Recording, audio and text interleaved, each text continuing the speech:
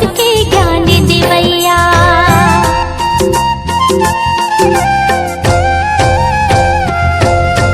वृंदावती तुलसी माँ बिराजे दुर्वा माँ दुर्गा मैया, सरकोक बिराजे सरस्वती मैया, सबके ज्ञान देवैया।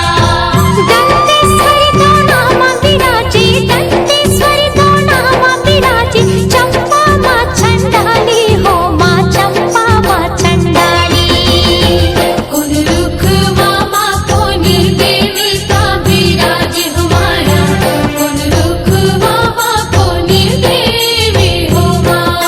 हाँ कौन रुखवा माँ कौन देवता बिराजे हो माया, कौन रुखवा माँ कौन देवी हो माँ।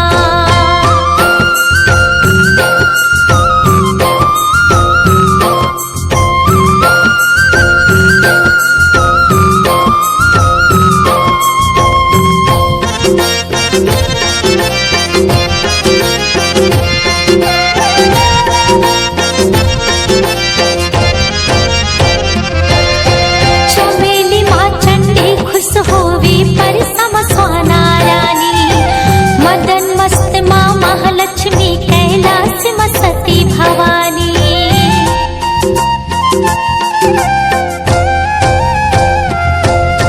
चमेली माँ वंदे विष्णुं भवभयहरं सर्वलोकैकनाथम् इदं विष्णुवे नमः स्वाहा।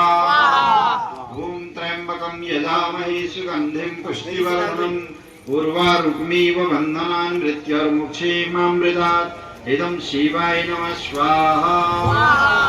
एकदन्ताय विद्महे मारुतण्डाय धीमहि तन्नो दन्ती प्रचोदयात् इदं गणेशाय नमः स्वाहा।